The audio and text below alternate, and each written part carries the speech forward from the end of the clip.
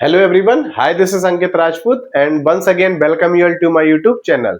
We are studying human reproduction जिसका मैंने lecture 1 में basic introduction about human reproduction खत्म किया था।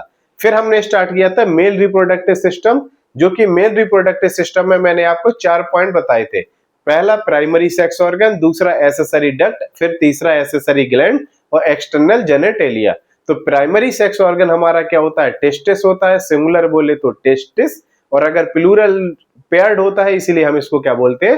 टेस्टिस बोलते हैं। इसको क्या बोलते हैं? Primary sex organ. फिर सेकेंडरी सेक्स ऑर्गन में आपके आते हैं एसेसरी डक्ट, एसेसरी ग्लैंड और एक्सटर्नल जेनेटेलिया। तो हमने स्टार्ट किया था primary sex organ that is testis. फिर मैंने आपको बताया था टेस्टिस कहां प्रेजेंट होते हैं? It is present outside abdominal cavity. कहां प्रेजेंट होते हैं? इन ए पाउच नोन एज स्क्रोटम में प्रेजेंट होते हैं। स्क्रोटम में क्यों प्रेजेंट होते हैं, या फिर टेस्टिस को एब्डोमिनल कैविटी से बाहर आने की क्या जरूरत पड़ी, यानी आउटसाइड एब्डोमिनल कैविटी आ गए। क्यों? क्योंकि इनको लोअर मेंटेन करना होता है टेम्परेचर। और कितना टेम्परेचर मेंटेन करना होता है? 2 से 2.5 degree Celsius lower than internal body temperature. हमारा इंटरनल बॉडी टेम्परेचर कितना होता है? 27 डिग्री सेल्सियस। कितना होता है? 27 डिग्री सेल्सियस। तो इससे 2 से 2.5 डिग्री सेल्सियस टेम्परेचर स्क्रोटम का कम होता है। इसलिए कम होता है क्योंकि बेस्ट हो क्या चलती है यहाँ पे? स्पर्मेटोजेनेसिस। 2 से 2.5 डिग्री सेल्सियस टेम्परेचर कम होना इज बेस्ट फॉर स्पर्मेटोजेनेसिस, यानी फॉर्मेशन ऑफ स्पर्म। फिर कहते हैं कि क्या ये हमेशा टेस्टिस एब्डोमिनल कैविटी के बाहर प्रेजेंट होते हैं, यानी आउटसाइड ऑफ एब्डोमिनल कैविटी? नहीं। देखो, ये प्राइमरली कहां प्रेजेंट होते हैं? प्राइमरली प्रेजेंट होते हैं आपके एब्डोमेन, यानी एब्डोमिनल कैविटी में। तो देखो, primary it is present in ये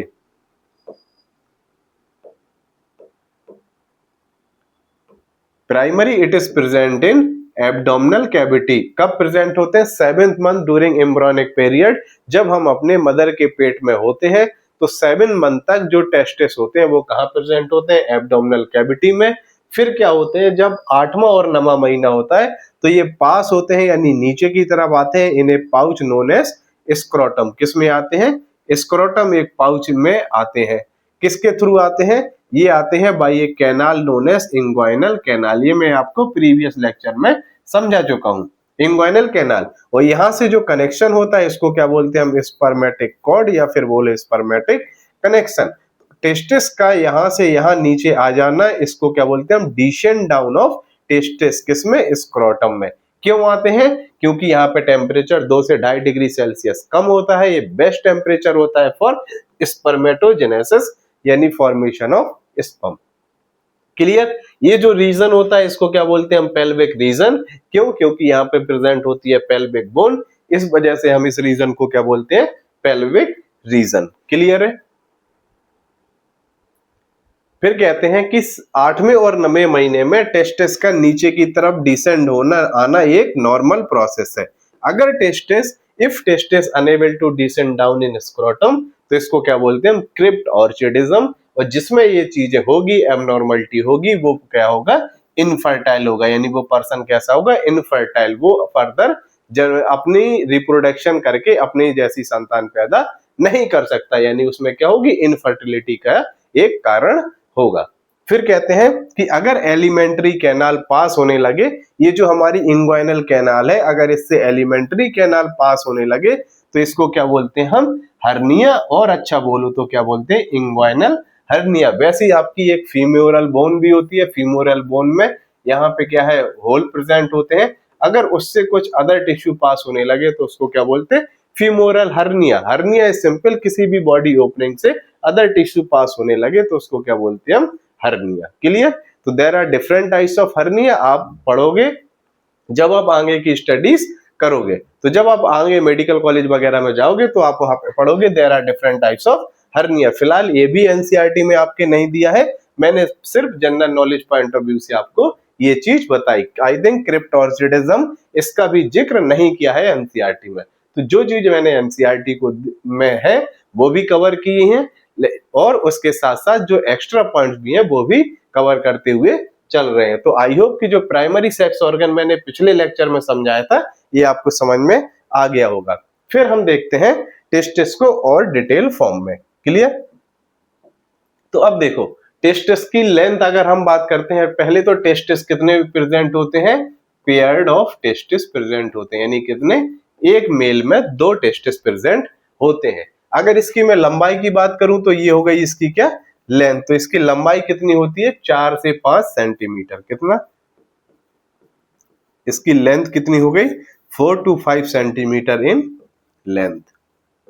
अगर मैं इसकी ब्रेथ की बात करूं, ये जो चौड़ाई है तो ये कितनी होती है, 2 से 3 सेंटीमीटर इसकी क्या होती है, ब्रेथ होती है। तो ये हो गया आपका टेस्टिस। इसकी लंबाई एनसीईआरटी में दिया गया है 4 से 5 सेंटीमीटर, ब्रेथ इसकी कितनी होती है, 2 से 3 सेंटीमीटर। क्लियर? फिर इसके बाहर ये जो मैंने रेड कलर से बनाए हैं, ये क्या है, ये कवरिंग प्रेजेंट होती है। टेस्टिस में क्या कवरिंग होती है कवरिंग होती है किसकी, डेंस कनेक्टिव टिश्यू की, बनी होती है किसकी, कोलेजन फाइबर से। तो कोलेजन फाइबर की कवरिंग होती है, डेंस कनेक्टिव टिश्यू की कवरिंग होती है, जो कि टेस्टिस को क्या करती है, प्रोटेक्ट करती है, बचाती है। तो देखो ये मैंने टेस्टिस का स्ट्रक्चर बनाया हुआ है, इसके बाहर 3 लेयर की कवरिंग होती है। सबसे बाहर वाली लेयर कौन सी होती है, टूनिका वेजिनैलिस। कौन सी, टूनिका वेजिनैलिस। ये हो गया आपका टेस्टिस, कौन सी शेप का होता है, अगर शेप पूछा जाए तो ये ओवल शेप्ड का होता है, यानी अंडाकार का होता है, इट इज ओवल शेप्ड। अगर इसके बाहर की कवरिंग पूछी जाए तो इसमें 3 बाहर से कवरिंग होती है। सबसे जो आउटर साइड में होती है वो होती है टूनिका वेजिनैलिस, फिर जो सबसे इनर साइड में होती है वो होती है टूनिका वेस्कुलोसा। ठीक है, और जो मिडिल वन होती है वो होती है टूनिका एल्बुजिनिया। तो ये देखो सबसे बाहर वाली लेयर हो गई, सबसे बाहर क्या हो गई, टूनिका वेजिनैलिस हो गई, फिर उसके अंदर क्या हो गई, टूनिका एल्बुजिनिया, फिर उसके और अंदर क्या हो गई, टूनिका वेस्कुलोसा। अगर नहीं समझ में आए तो इधर देखो, ये जो सबसे बाहर वाली टेस्टिस की कवरिंग है, ये कौन सी है, टूनिका वेजिनैलिस। फिर एक पतली सी लेयर प्रेजेंट होती है, उसको हम क्या बोलते हैं, टूनिका एल्बुजिनिया। फिर और सबसे अंदर जो प्रेजेंट होती है वो होती है टूनिका वेस्कुलोसा। और आपकी जानकारी के लिए बता दूं, ये जो टूनिका वेजिनैलिस है, ये जो लेयर है ये सबसे आउटर साइड में है। जब आपको कोई चोट लग जाती है, टेस्टिस में कोई इंजरी हो जाती है, तो उसमें क्या होता है, वाटर या फिर फ्लूइड का एक्यूमुलेशन, वाटर या फिर fluid get accumulated in this tunica vaginalis, जिसको हम क्या बोलते हैं, हाइड्रोसील। आपने सुना होगा कि जब हाइड्रोसील किसी को होती है तो उसमें क्या होता है, टेस्टिस का साइज क्या होता है, इनलार्ज हो जाता है। टेस्टिस का साइज क्या हो जाता है, इनलार्ज हो जाता है। किस वजह से, क्योंकि उसमें वाटर और या फिर फ्लूइड का एक्यूमुलेशन हो जाता है। तो इसको क्या बोलते हैं हम, हाइड्रोसील। तो बताओ, अगर आपसे कोई पूछता है कि हाइड्रोसील किस लेयर में फ्लूइड एक्यूमुलेशन की वजह से हो जाती है, तो ये है ट्यूनिका वेजिनैलिस। ट्यूनिका वेजिनैलिस कहाँ प्रेजेंट होती है, it is present outer most layer, it is present outer most side of the testis. सबसे अंदर कौन सी होती है, टूनिका वेस्कुलोसा। कौन सी, टूनिका वेस्कुलोसा। और मिडिल में, बीच में कौन सी प्रेजेंट होती है, टूनिका एल्बुजिनिया। तो बताओ, अगर मैं बाहर से अंदर एंट्री करूं टेस्टिस में तो कौन सी लेयर मिलेगी मुझे, टूनिका वेजिनैलिस। फिर इसके अंदर कौन सी मिलेगी, टूनिका एल्बुजिनिया। फिर कौन सी मिलेगी, टूनिका वेस्कुलोसा। क्लियर है? तो देखो टेस्टिस की कितनी layer, 3 layer, tunica vaginalis, tunica vasculosa, tunica albuginea. ये सबसे आउटर मोस्ट प्रेजेंट होती है, ये सबसे इनर मोस्ट प्रेजेंट होती है, और बीच में कौन सी, टूनिका एल्बुजिनिया। और बताओ किसमें वाटर या फिर फ्लूइड एक्यूमुलेट हो जाता है, ये हो जाता है सबसे आउटर मोस्ट टूनिका वेजिनैलिस लेयर में। ये भी आपकी एनसीईआरटी में नहीं दिया गया है, just for general knowledge point of view आपको ये पॉइंट बताया गया है। क्लियर है?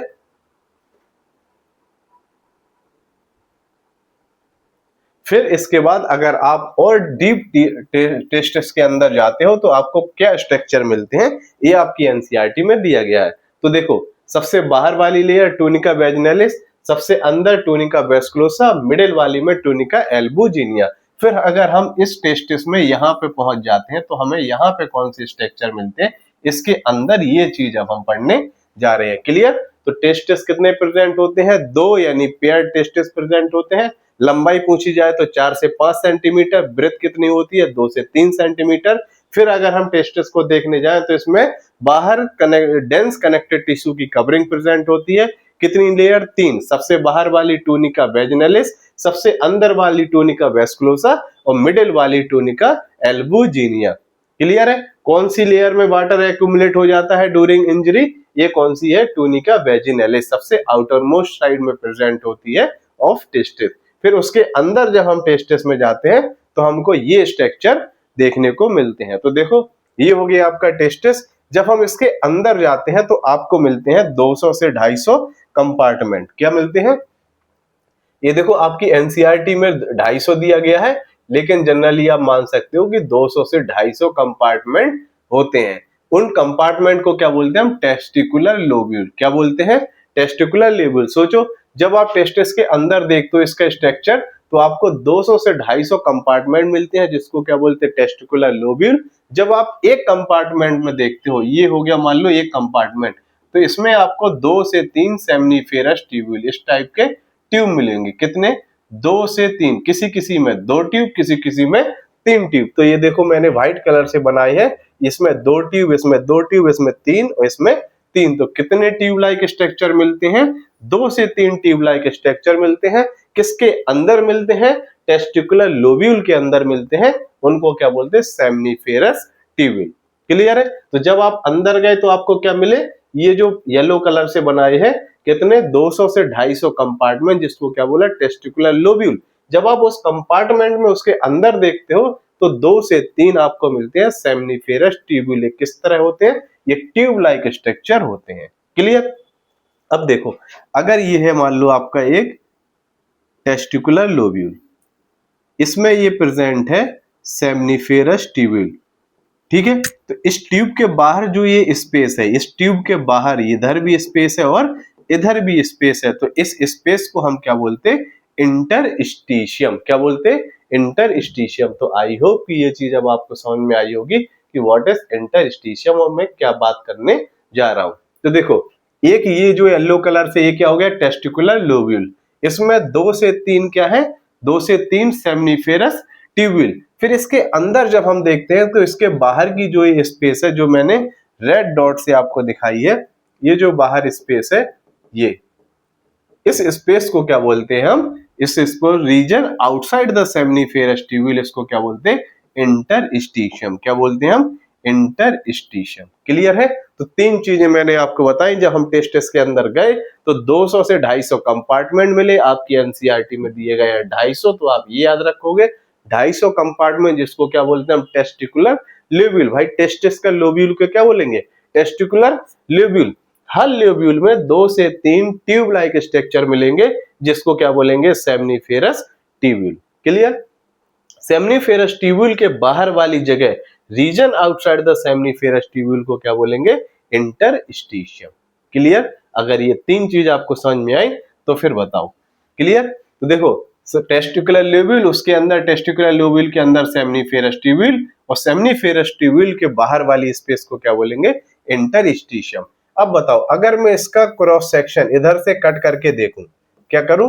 इधर से इसका क्रॉस सेक्शन कट करके देखूं तो मुझे कुछ इस तरह का स्ट्रक्चर देखने को मिलेगा कि नहीं? बताओ ये जो ट्यूब है, ये ट्यूब मुझे ऐसे देखने को मिलेंगे। ठीक? तो ये ट्यूब आप ऐसे इमेजिन करो, मैंने अगर इसको ऐसे कट किया तो ये ट्यूब ऐसे प्रेजेंट है। क्लियर है? तो ये ट्यूब ऐसे प्रेजेंट है, यू शेप्ड ये। अब अगर इसका क्रॉस सेक्शन ऐसे कट करते हैं तो ये ट्यूब क्या है? गोल गोल ऐसे राउंड दिखेंगे कि नहीं दिखेंगे? और ये जो बाहर की स्पेस है, ये जो स्पेस है, ये कौन सी स्पेस है? Interstitium space. कौन सी स्पेस है? Interstitium space. ये कहां प्रेजेंट थे? ये प्रेजेंट थे टेस्टिकुलर लोब्यूल में। तो जब हम इसका ऐसे क्रॉस सेक्शन कट करते हैं तो ये हमें कुछ इस तरह के स्ट्रक्चर देखते हैं। क्लियर है? तो ये अगर मैं पूछूं ये क्या है? ये है सेमनीफेरस ट्यूब्यूल। क्या है ये? Seminiferous tubule. ये भी क्या है? Seminiferous tubule. ये पूरा क्या है? Testicular lobule. क्या है? Testicular lobule. और इसके बाहर जो ये स्पेस है, ये क्या है? इंटरस्टिशियल स्पेस, या फिर इसको क्या बोलो? इंटरस्टिशियम। उसी को इस डायग्राम को यहाँ पे दिखाया गया है। तो देखो ये जो रेड कलर का दिखा गया ये क्या है, सेमनीफेरस ट्यूब्यूल। ये जो रेड कलर से है ये क्या है आपका, सेमनीफेरस ट्यूब्यूल। तो ये हो गया दूसरा सेमनीफेरस ट्यूब्यूल, ये हो गया सेमनीफेरस ट्यूब्यूल, ये हो गया सेमनीफेरस ट्यूब्यूल। तो इसको अगर आप इधर से क्रॉस सेक्शन या इमेजिन कर पा रहे हो तो इट्स गुड। तो अगर देखो यहां से इसका क्रॉस सेक्शन आप कट करते हो तो ये स्ट्रक्चर ऐसे दिखेगा, इसी को आपकी बुक ने ऐसे दिखाया हुआ है। तो ये जो रेड कलर से दिख रहा है ये क्या है, इंटरस्टिशियम स्पेस। ये जो स्ट्रक्चर है देखो, ये एक्चुअली क्या है, सेमनीफेरस ट्यूब्यूल। ये एक सेमनीफेरस ट्यूब्यूल ये हो गया, एक सेमनीफेरस ट्यूब्यूल ये हो गया, एक सेमनीफेरस ट्यूब्यूल ये हो गया। अब बताओ ये हो गया सेमनीफेरस ट्यूब्यूल। अब इसके बाहर की जो ये स्पेस है, ये जो रेड कलर से दिख रहा है, ये एक्चुअली क्या है, ये है इंटरस्टिशियम स्पेस। क्या है, इंटरस्टिशियम स्पेस। जो हम यहाँ पे रेड कलर से दिखा रहे हैं ये क्या है, इंटरस्टिशियम स्पेस। ये सारी क्या है, इंटरस्टिशियम स्पेस। ये क्या है आपका, सेमनीफेरस ट्यूब्यूल। ये क्या है, सेमनीफेरस ट्यूब्यूल। आई होप कि अब ये जो डायग्राम है क्लियर हो रहा होगा। तो बताओ ये क्या है, ट्यूब जैसा स्ट्रक्चर है। तो इस ट्यूब के चारों तरफ, ये मान लो एक ट्यूब है सेमनीफेरस ट्यूब्यूल, इस ट्यूब में प्रेजेंट होती हैं सेल्स। कौन सी सेल्स प्रेजेंट होती हैं वो आइए देखते हैं। तो देखो इसमें कौन सी सेल प्रेजेंट होती हैं, ये आपकी सेल्स प्रेजेंट होती हैं जिसको हम क्या बोलते हैं, मेल जर्म सेल। क्या प्रेजेंट होती हैं, मेल जर्म सेल। तो ये आपकी क्या हो गई, मेल जर्म सेल। उन्हीं को क्या बोलते हैं हम, स्पर्मेटोगोनिया। बीच बीच में प्रेजेंट होती है आपकी सर्टोली सेल। इसी के बीच में कौन सी सेल प्रेजेंट होती है, सर्टोली सेल।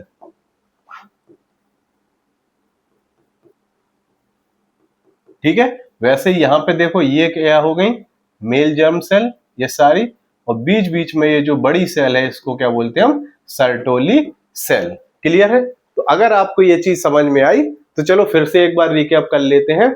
अगर हम एक टेस्टिस के अंदर गए तो हमको क्या मिले, 200 से 250 कंपार्टमेंट, जिसको बोला टेस्टिकुलर लोब्यूल। टेस्टिकुलर लोब्यूल के अंदर क्या मिलते हैं, 2 से 3 seminiferous tubule, tube like structure होते हैं। और उसके रीजन, उसके बाहर की जो स्पेस को क्या बोलते हैं, इंटरस्टिशियम। जब हम इसका क्रॉस सेक्शन इधर से कट करते हैं तो ये हमको ये दिखेंगे सेमनीफेरस ट्यूब्यूल। इसके बाहर की जो ये स्पेस है ये क्या है, इंटरस्टिशियम स्पेस। आपकी बुक में डायग्राम ऐसे दिया गया है। तो ये हो गया सेमनीफेरस ट्यूब्यूल, ये हो गया सेमनीफेरस ट्यूब्यूल, ये सेमनीफेरस ट्यूब्यूल। ये जो रेड कलर की जो स्पेस है ये क्या है, इंटरस्टिशियम स्पेस। तो जो सेमनीफेरस ट्यूब्यूल है इसमें प्रेजेंट होती हैं मेल जर्म सेल। क्या प्रेजेंट होती है, मेल जर्म सेल। इसी को क्या बोलते हैं हम, स्पर्मेटोगोनिया। क्या बोलते हैं, स्पर्मेटोगोनिया। क्लियर है। तो इस पे आपका एक्ट करता है एफएसएच प्लस टेस्टोस्टेरोन। क्या एक्ट करता है, एफएसएच हार्मोन यानी फॉलिकुलर स्टिमुलेटिंग हार्मोन, और टेस्टोस्टेरोन हार्मोन क्या बनाता है आपकी, स्पर्मेटोजोआ यानी क्या बनाता है, स्पर्म बनाता है। क्लियर है। तो बताओ ये हो गई आपकी मेल जर्म सेल। इस पे कौन एक्ट करेगा, एफएसएच हार्मोन और टेस्टोस्टेरोन हार्मोन। तो यहाँ पे क्या बनेंगे आपके स्पर्मेटोजोआ, बहुत सारे स्पर्म यहाँ पे बन जाएंगे। तो यहाँ पे क्या हो जाएंगे, स्पर्म। तो बताओ ये जो आपके सेमनीफेरस ट्यूब थे, इन ट्यूब में क्या भर गए, अब स्पर्म बन गए। कौन से, छोटे छोटे स्पर्म बन के तैयार हो गए। अब छोटे छोटे स्पर्म को नरिशमेंट कौन देगा, कौन उनको बड़ा करेगा, कौन उनको न्यूट्रिशन प्रोवाइड करेगा।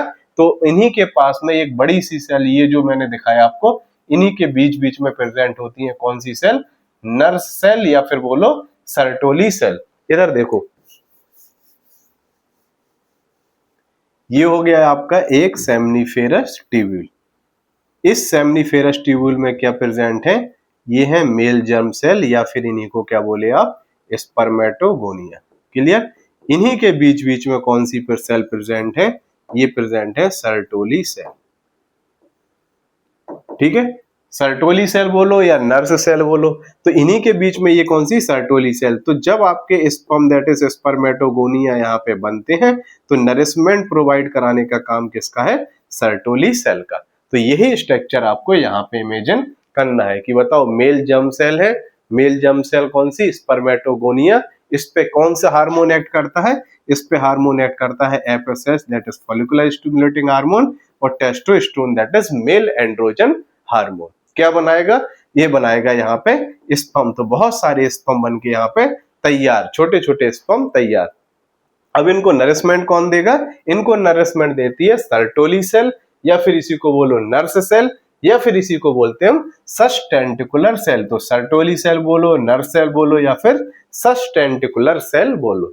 ये रिलीज करती है हार्मोन इनहिबिन। बस अभी तक इतना ही याद रखो कि भाई देखो, ये जो हमारा है सेमनीफेरस ट्यूब्यूल, इसमें दो टाइप की सेल प्रेजेंट होती हैं। Male germ cell that is spermatogonia, उन पे कौन सा हार्मोन एक्ट करता है, एफएसएच और टेस्टोस्टेरोन हार्मोन क्या बनाती हैं, स्पर्मेटोजोआ दैट इज स्पर्म बनाती हैं। इन स्पर्म को न्यूट्रिशन कौन देता है, इन्हीं में प्रेजेंट होती है सर्टोली सेल, इसी सेल को बोलते हैं नर्स सेल, या फिर बोलो सस्टेंटिकुलर सेल। कौन सा हार्मोन रिलीज करवाती है, इनहिबिन हार्मोन। यानी आपकी सर्टोली सेल कौन सा हार्मोन रिलीज करती है, इनहिबिन नाम का हार्मोन रिलीज करती है। क्लियर। अब सर जो बाहर इसके प्रेजेंट होती है इंटरस्टिशियम स्पेस, तो बताओ ये सेमनीफेरस ट्यूब्यूल हो गया, मान लो ये भी क्या है, एक सेमनीफेरस ट्यूब्यूल। तो इसके बाहर की जो जगह है, मैंने आपको बताया था यहाँ region outside the seminiferous tubule को क्या बोलेंगे, इंटरस्टिशियम। तो ये जो स्पेस है, इसमें कौन सी सेल प्रेजेंट होती है, इसमें सेल्स प्रेजेंट होती हैं आपकी इंटरस्टिशियल सेल। सिंपल है, इंटरस्टिशियम स्पेस में जो सेल प्रेजेंट होती है उसको बोलते हैं इंटरस्टिशियल सेल, उसी को क्या बोलते हैं हम, लेडिक सेल। तो यहाँ पे नाम देखो, एक सेल के काफी नाम है। मेल जर्म सेल को स्पर्मेटोगोनिया बोलते हैं, सर्टोली सेल को नर्स सेल भी बोलते हैं, सस्टेंटिकुलर सेल भी बोलते हैं।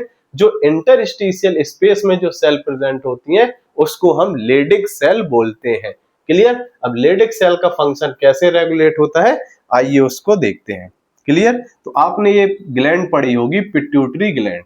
कौन सी, पिट्यूटरी ग्लैंड। पिट्यूटरी ग्लैंड में भी एंटीरियर पिट्यूटरी, ये जो आपकी होती है एंटीरियर पिट्यूटरी, ये हार्मोन रिलीज करती है एफएसएच प्लस एलएच। कौन सा, एफएसएच और एलएच कहां से रिलीज होता है, एंटीरियर पिट्यूटरी। फिर से देखो, एंटीरियर पिट्यूटरी रिलीज करती है दो hormone, FSH follicular stimulating hormone, LH that is luteinizing hormone. अब होता क्या है, देखो एलएच हमारा जाता है कहां पे, इंटरस्टिशियल सेल या फिर लेडिक सेल के पास। फिर से सुनो, एंटीरियर पिट्यूटरी जो हार्मोन रिलीज करती है एफएसएच और एलएच, जिसमें से एलएच हार्मोन ल्यूटिनाइजिंग हार्मोन आपका किधर जाता है, ये जाता है इंटरस्टिशियल सेल या फिर लेडिक सेल के पास। लेडिक सेल के पास जाके ये क्या करता है, इसकी एक्टिविटी को ट्रिगर करता है और क्या प्रोड्यूस करवाता है, male androgen that is testosterone hormone. Simple सी बात है, देखो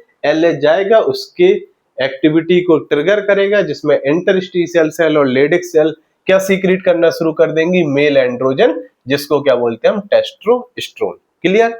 अब जैसे ही आपका टेस्टोस्टेरोन निकलना शुरू, तो टेस्टोस्टेरोन और एफएसएच, ये जाएगा एफएसएच किधर पे, मेल जर्म सेल पे, और टेस्टोस्टेरोन इधर से इंटरस्टिशियल स्पेस से, इंटरस्टिशियल सेल से जो सीक्रेट हुआ है वो टेस्टोस्टेरोन इधर आएगा और क्या करेगा, स्पर्मेटोजोआ दैट इज स्पर्म का प्रोडक्शन शुरू कर देगा। जब स्पर्म का प्रोडक्शन इधर पे शुरू हो जाएगा तो आपकी एक्टिव होगी सर्टोली सेल, उसी को बोलेंगे हम नर्स सेल, उसी को बोलते हैं हम सस्टेंटिकुलर सेल। सस्टेंटिकुलर सेल क्या करवाएगी, रिलीज करवाएगी आपका हार्मोन, जिसको क्या बोलते हैं हम, इनहिबिन नाम का हार्मोन। क्लियर है, सिंपल सी बात है। देखो फिर से एक बार रिकैप कर लेते हैं, बार बार ये चीज बोल रहा हूं तो ये बहुत इंपॉर्टेंट है, यहां से क्वेश्चंस आते भी हैं। जब हम किसी टेस्ट के अंदर जाते हैं तो हमको मिलते हैं 250 कंपार्टमेंट, जो एनसीईआरटी में दिया गया है, उसको क्या बोलते हैं हम, टेस्टिकुलर लोब्यूल।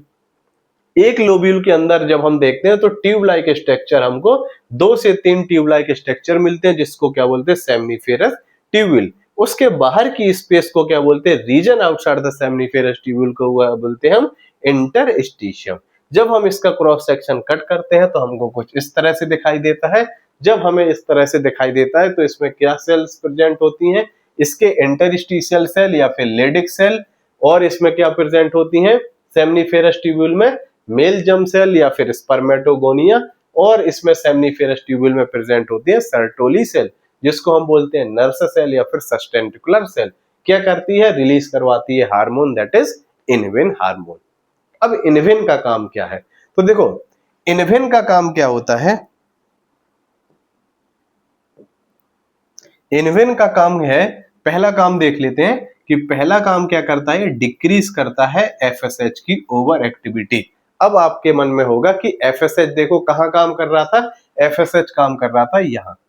तो एफएसएच और टेस्टोस्टेरोन मिलके क्या प्रोड्यूस कर रहे थे, स्पर्म। मान लो अगर इसकी एक्टिविटी बहुत ज्यादा है, यानी स्पर्म प्रोडक्शन ज्यादा हो रहा है, तो इसकी ओवर एक्टिविटी को क्या करते हैं, कम करते हैं, यानी इसको कंट्रोल करता है। तो डिक्रीजेस एफएसएच ओवर एक्टिविटी। अगर यहाँ एफएसएच ज्यादा एक्टिव है तो इसकी ओवर एक्टिविटी को क्या करता है, कम करता है, ताकि सफिशिएंट अमाउंट, जितने अमाउंट में स्पर्म की जरूरत है उतना प्रोड्यूस्ड हो।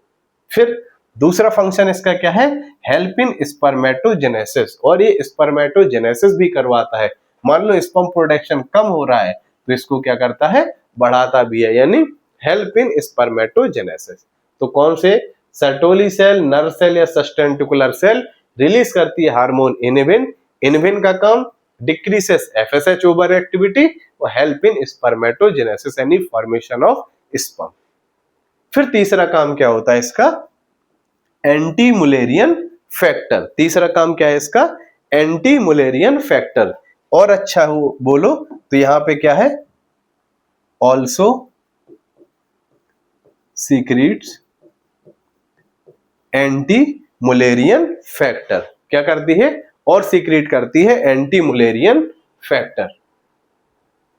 तो देखो ये क्या सीक्रेट करता है, ऑल्सो सीक्रेट एएमएफ। एएमएफ क्या है, anti Mullerian factor. Anti Mullerian factor को भी सीक्रेट करता है। अब एंटी मुलेरियन फैक्टर को समझने के लिए आपको ये चीज आनी चाहिए। देखो हमारे पास क्या प्रेजेंट होती है, मुलेरियन डक्ट। क्या प्रेजेंट होती है, मुलेरियन डक्ट। मुलेरियन डक्ट कब प्रेजेंट होती है, प्रेजेंट इन एम्ब्रियो। जब हम माँ के पेट के अंदर होते हैं तब हमारे अंदर कौन सी डक्ट प्रेजेंट होती है, मुलेरियन डक्ट।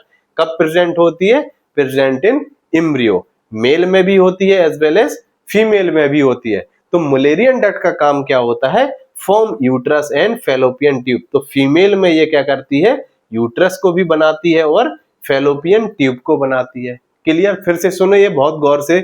मुलेरियन डक्ट कहाँ प्रेजेंट होती है, प्रेजेंट इन एम्ब्रियोनिक कंडीशन में। जब हम माँ के पेट के अंदर होते हैं तब हमारे अंदर कौन सी डक्ट प्रेजेंट होती है, मुलेरियन डक्ट। क्या सीक्रेट करती है, प्रेजेंट इन एम्ब्रियो। और ये क्या करती है, मेल में भी प्रेजेंट होती है और फीमेल में भी प्रेजेंट होती है। क्लियर, तो फीमेल में ये क्या करती है, फीमेल में ये यूट्रस भी बनाती है और फेलोपियन ट्यूब भी बनाती है, यानी female character that is uterus और फेलोपियन ट्यूब बनाती है। मेल में क्या करती है, prevent formation of uterus and fallopian tube. लेकिन फीमेल में तो ये क्या करती है, यूट्रस और फेलोपियन ट्यूब को बनवाती है, लेकिन मेल में ये क्या करती है, इट प्रिवेंट, बचाती है, क्या ना हो, यूट्रस का फॉर्मेशन ना हो और फेलोपियन ट्यूब का फॉर्मेशन ना हो। अगर सोचो किसी मेल में यूट्रस और फेलोपियन ट्यूब का फॉर्मेशन हो गया तो ये क्या होगा, डिसऑर्डर होगा कि नहीं होगा, बिल्कुल डिसऑर्डर होगा। तो मुलेरियन डक्ट कहाँ प्रेजेंट होती है, एम्ब्रियो में। कहाँ, फीमेल में क्या करती है, यूट्रस और फेलोपियन ट्यूब का फॉर्मेशन करवाती है, लेकिन वैसे ही मेल में क्या करती है, प्रिवेंट करती है, बचाती है यूट्रस और फेलोपियन ट्यूब का फॉर्मेशन। इसीलिए हम इसको क्या बोलते हैं, AMF, that is anti Mullerian factor. बताओ टेस्टिस कहाँ प्रेजेंट है, मेल में। क्या पढ़ रहे हैं हम, मेल रिप्रोडक्टिव सिस्टम। तो ये बताओ सर्टोली सेल कहाँ प्रेजेंट है, मेल में। नर्व सेल कहाँ प्रेजेंट है, मेल में। ये सेल प्रेजेंट है मेल में, तो रिलीज कहाँ हार्मोन होगा, इनहिबिन, मेल में। तो मेल में ये क्या करवाता है, रिलीज करता है AMF, that is anti Mullerian factor, ताकि क्या हो सके, मेल में प्रिवेंट हो सके यूट्रस और फेलोपियन ट्यूब का फॉर्मेशन। कब, डूरिंग एम्ब्रियोनिक कंडीशन। अगर सोचो AMF factor, anti Mullerian factor inhibin ने ना सीक्रेट किया, फिर से सुनो, अगर सर्टोरी सेल ने सीक्रेट किया हार्मोन इनहिबिन और इनहिबिन ने अगर AMF, anti Mullerian factor secret ना किया तो क्या होगा, मेल में यूट्रस का फॉर्मेशन हो जाएगा और फेलोपियन ट्यूब का फॉर्मेशन हो जाएगा, जिससे वो जो मेल होगा वो क्या कहलाएगा, gyno endomorph. Gynae for female और एंडो फॉर मेल और मॉर्फोलॉजी, मॉर्फ मतलब मॉर्फोलॉजी। तो इसमें क्या होगा, वो होगा तो लड़का यानी होगा बॉयज, लेकिन उसमें कैरेक्टर कैसे होंगे, जस्ट लाइक फीमेल। तो वो आधा मेल प्लस आधा फीमेल की तरह कुछ ऐसे कैरेक्टर बिहेव करेगा। तो आपने देखे होंगे ऐसे लोग जो होते तो है मेल बट उनके कैरेक्टर क्या होते हैं, फीमेल जैसे। तो उसमें क्या है, कुछ ऐसे डिसऑर्डर हो जाते हैं, उसमें क्या है, यूट्रस का फॉर्मेशन हो जाता है और फैलोपियन ट्यूब। किसकी वजह से? एएमएफ फैक्टर की सीक्रेट न होने की वजह से। कौन इसको सीक्रेट करवाता है? Inhibin hormone. इनहिबिन हार्मोन किससे निकलता है? सर्टोली सेल या फिर नर्व सेल या फिर बोलो सस्टेंटिकुलर सेल। तो देखो ये कितना जरूरी है एएमएफ फैक्टर, ये इन मेल ये आप समझ गए होंगे। ठीक है, तो इनहिबिन का ये अपना 3 काम, help in spermatogenesis, decrease FSH over activity. अगर यहाँ पे एफएसएच ज्यादा एक्टिव है तो इसकी ओवर एक्टिविटी को कम करेगा, स्पर्मेटोजेनेसिस में हेल्प करेगा और सीक्रेट कराएगा एएमएफ, एंटी मुलेरियन फैक्टर। ये क्या करता है? प्रिवेंट करता है यूट्रस और फैलोपियन ट्यूब का फॉर्मेशन। यही अगर फीमेल है तो उसके लिए ये वह अच्छा काम करता है। Mullerian duct present in embryo, female में ये क्या कराता है? यूट्रस और फैलोपियन ट्यूब का फॉर्मेशन कराता है, लेकिन मेल में ये बचाता है यूट्रस और फैलोपियन ट्यूब के फॉर्मेशन होने से। आई होप कि अब ये जो सारी चीजें हैं ये अब आपको बहुत अच्छे से क्लियर हो गई होंगी। आइए इसका थोड़ा एक बार और क्विक मैं आपको रिवीजन करा देता हूं यहाँ।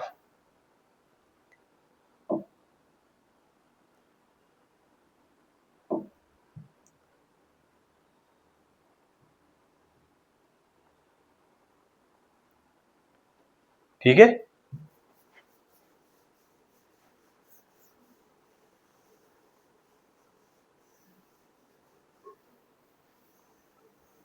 हाँ इतने में देखो काम चल जाएगा। ये देखो ये क्या है आपकी, ये जो रेड कलर से बताया गया है, ये है आपका रेड रेड जो दिख रहा है, ये है इंटरस्टिशियल स्पेस। तो ये हो गया आपका इंटरस्टिशियल स्पेस। ये क्या है? ये है सेमनीफेरस ट्यूब्यूल। तो सेमनीफेरस ट्यूब्यूल में क्या प्रेजेंट होती हैं? ये हो गई आपकी मेल जर्म सेल या फिर इसी को क्या बोले, स्पर्मेटोगोनिया। तो ये सारी क्या है? Male germ cell. ये क्या हो गई आपकी? Sertoli cell. ये क्या है? Sertoli cell. ये हो गई सर्टोली सेल, ये हो गई सर्टोली सेल। तो बताओ एंटीरियर पिट्यूटरी से कौन hormone? FSH plus LH hormone आया। तो एलएच हार्मोन कहां पे पहुंचा सबसे पहले? ये पहुंचा आपकी इंटरस्टिशियल सेल के पास। इसी को क्या बोलते हैं हम? Leydig cell. कौन सा हार्मोन निकला? Androgen, that is testosterone hormone निकला। फिर एंड्रोजन बोलो या फिर टेस्टोस्टेरोन प्लस एफएसएच से मिलके कहां पे एक्ट किया? ये एक्ट किया मेल जर्म सेल पे। इसने क्या बनवाए? स्पर्म बनाए। क्लियर? तो यहाँ पे फॉर्मेशन हो गया किसका? स्पर्म का। फिर ये जो आपकी सर्टोली सेल है यानी सर्टोली सेल, इसी को बोला सस्टेंटिकुलर सेल, इसी को बोला नर्स सेल। इसने कौन सा हार्मोन सीक्रेट करवाया? इनहिबिन। इनहिबिन ने काम किया डिक्रीज किया एफएसएच की ओवर एक्टिविटी को, हेल्प इन स्पर्मेटोजेनेसिस, और सीक्रेट किया इसने AMF, that is anti Mullerian factor. Anti Mullerian factor क्या करता है? It prevent from formation of uterus and fallopian tube in male. Clear? तो ये जो सारी चीजें हैं ये आपको आई होप कि अब समझ में आ गई होगी। अगर नहीं समझ में आई है तो फिर से आप मुझसे पूछ सकते हो।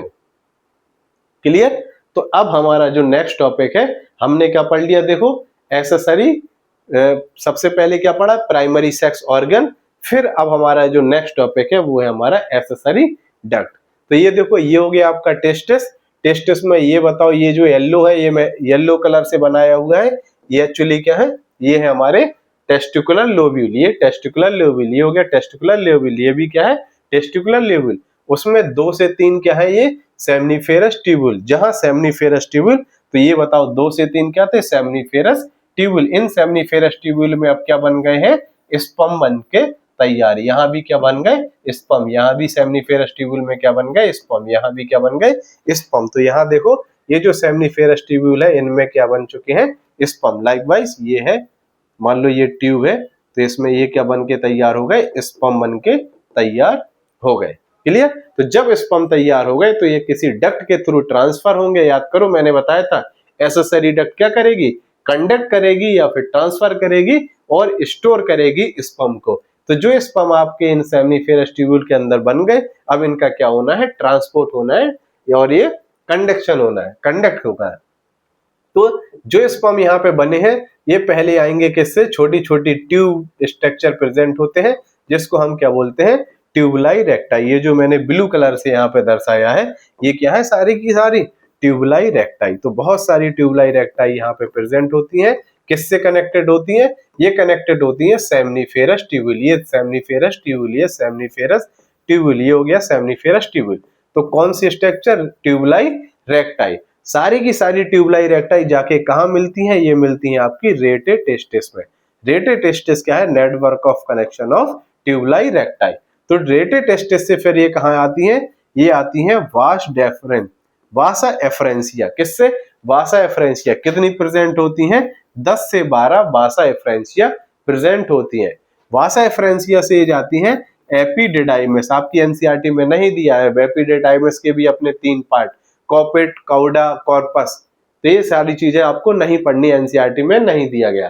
तो देखो, वासा एफरेंसिया से जाती है एपिडिडाइमस। एपिडिडाइमस से क्या है? वास डेफरेन। ये आगे फर्दर मूव करती है। फिर वास डेफरेन से जाती है एम्पुला, से एजैकुलेटरी डक्ट, फिर यूरेथ्रा, फिर यूरेथ्रल एक्सटर्नल मीटस। यानी जो हमारा हमारा क्या होता है? Urogenital track. हम यूरिन भी पास करते हैं, प्लस स्पर्मेटिस गैमेट्स भी पास होते हैं। क्लियर है? तो देखो, ये हो गया आपका एक्सेसरी डक्ट। कहां से शुरू हुआ? ये शुरू हुआ आपका सेमनीफेरस ट्यूबुल से। सेमनीफेरस ट्यूबुल के बाद ट्यूबुलाई रेक्टाई। ट्यूबुलाई रेक्टाई के बाद ये क्या हो गया? रेटे टेस्टिस। रेटे टेस्टिस के बाद 10 से 12 क्या है आपकी? वासा एफरेंशिया। वासा एफरेंशिया के बाद ये हो गया एपिडिडाइमस। एपिडिडाइमस के बाद वास डेफरेन। वास डेफरेंस के बाद क्या होगा? एम्पुला। एम्पुला के बाद क्या होगा? Ejaculatory duct. इजैकुलेटरी डक्ट के बाद यूरेथ्रा। यूरेथ्रा भी अपनी 3 टाइप की होती हैं। ये अब आगे जब आएगा तो आपको मैं बताऊंगा कि प्रोस्टेट यूरेथ्रा, मेम्ब्रेनस यूरेथ्रा और पिनाइल यूरेथ्रा। तो ये हो गई आपकी यूरेथ्रा। यूरेथ्रा से urethral meatus, urethral external meatus. तो ये सारी चीजें क्या हो गई?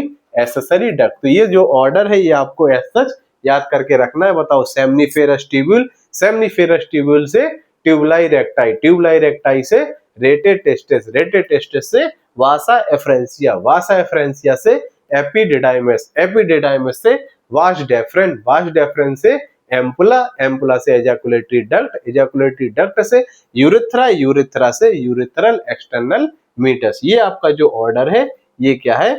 स्पर्म का order, that is accessory duct. कैसे स्पर्म आगे मूव करता है याद रखना। एम्पुला के बाद स्पर्म का नाम क्या हो जाता है? स्पर्म नहीं, हम इसको क्या बोलने लगते हैं? सीमेन बोलने लगते हैं। क्यों?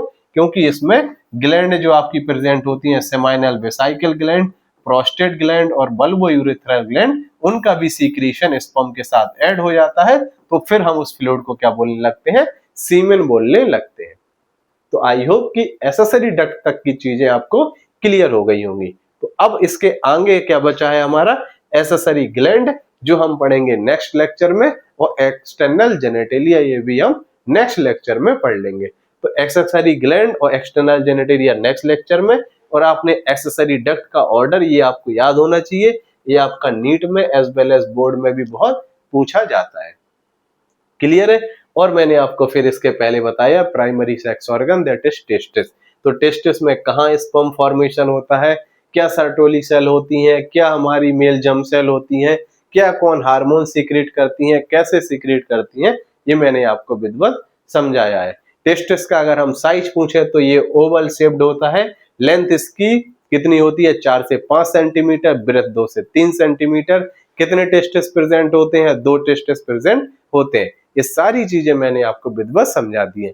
अब नेक्स्ट हम पढ़ेंगे एक्सेसरी ग्लैंड और एक्सटर्नल जेनेटेलिया। इससे हमारा मेल रिप्रोडक्टिव सिस्टम वाला पार्ट खत्म हो जाएगा। आई होप कि आपने एंजॉय किया होगा ये lecture. Bye bye, take care, have a nice day, thank you.